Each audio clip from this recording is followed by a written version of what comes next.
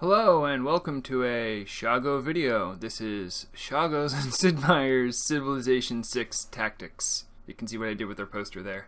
I in no way made Civilization 6, but I did make an alternate way to play, which I will be showing you guys here in an intro video so that when I release other videos, you guys might know what I'm doing, and it might cut down on some of the boringness of me explaining stuff mid-video.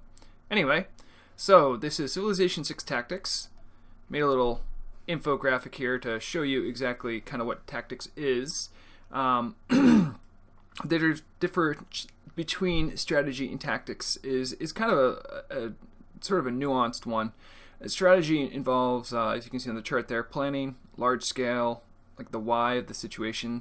It's hard to copy and it goes over a long time scale. So in game, that's going to involve, normally the city planning, tile management, where you put your science and civic focus, and specializing cities for certain reasons. In game, that's what it looks like. And on the tactics side of the game, tactics is usually moving units, exploring how you use your gold, how you combat in war and against barbarians, and how you spread your religion, as well as a few other things. My goal with this gameplay was to make it more of a tactics game and also let dice run the game, which we'll get into in a second here. But of course the overall goal here is to beat the AI only using dice for the strategy end of the game. And of course here's the stars of the subsequent videos I'll be releasing, the dice.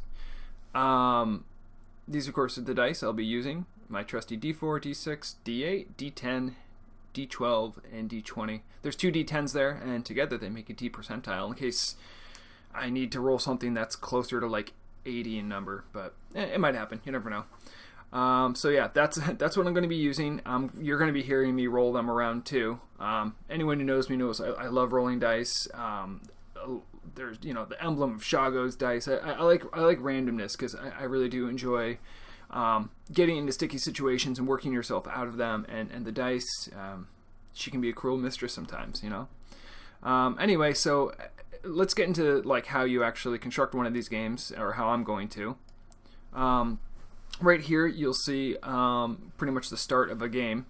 There are 20 leaders currently in the game, so I think a D20 would be a good way for the dice to choose for us which leader. I'll leave the rest on random and let the game choose. You'll see I left the difficulty on Settler because I really have no idea. I've played around with this a little bit. I don't know how difficult it's going to be in the end, and I thought this would be good for the first run through of what I'm doing. I left the map on Shuffle, mostly because the other ones really kind of determine in a lot of ways how the map looks. Shuffle can be like really anything. Like you can have a gigantic continent and then like one little bitty island, or you can have like kind of like an archipelago, but it doesn't really look like an archipelago because it's like a snake. But then it plays well with, and you'll see at the bottom there, the random seed. I'm going to take all the dice that I just showed you in the previous slide there, roll them together, take all their digits, and make a random seed, which I thought would be kind of fun. Really letting the dice choose, what's going to happen. And so, we're going to get into the game, and we're going to kill some barbarians and do stuff. This is a slide I took. I actually cornered a scout, and it was amazing. But yeah, I'll be controlling the units and a couple other things. But I did want to show how the dice are going to be working in the game. One of the big things is what the cities produce.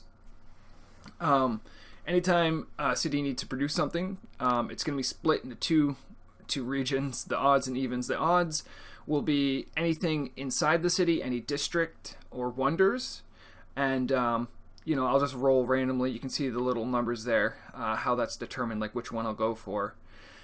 And if I roll an even, I'm just going to number the list again, and then just have it pick whatever unit that's what it's going to build. So it's going to make some interesting stuff for sure. Maybe not always the optimal, but that's kind of why it's tactics. You take the situation you're given and you make the best of it. This will also, some of these districts too, they're going to need to be placed on a tile. I will have the dice determine that as well, top to bottom, left to right. You can see I kind of numbered there, for example. And if it does require me to buy a tile in order to place it, I will buy the tile as well if available. You can see number 4 there requires 215.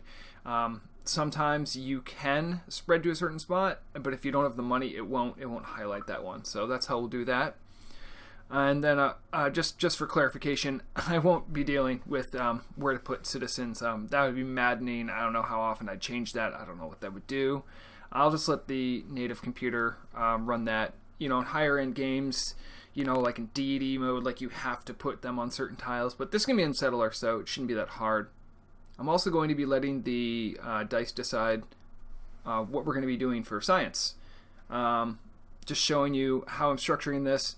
The reason I have it set up like this is because there is a much higher probability of the dice just choosing to go down like one route and making it so like I'll have gunpowder but I don't have pottery. You know, something like that might happen.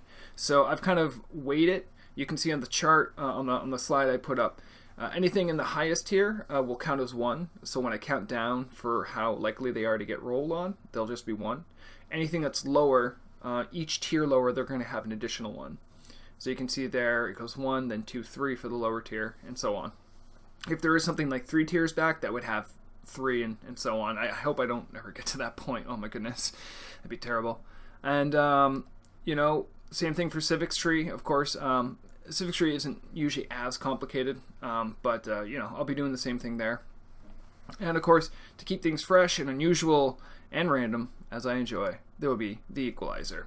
With the equalizer, you know, pretty much what the slide says, every 20 rounds, you know, I'll be making a purchase with gold, faith if I get a religion and it works, and 1 diplomatic deal if I can make it work. Everything else in the game is pretty much going to be determined by the dice. I mean, there's usually more simple choices like envoys, where envoys go. That's pretty much straight up where I'm going to be putting those. And also with like stuff with spies, any simple decisions, you know, I'll just roll those on the fly. I just thought it'd be a good way to show you how I'm going to be structuring this game. It's going to be an interesting playthrough. So I hope that helps inform you on what exactly I'll be doing, and I look forward to having you guys join me on the adventure. So guys, thank you for watching this intro video so you're not lost later, and as always, game hard and game well.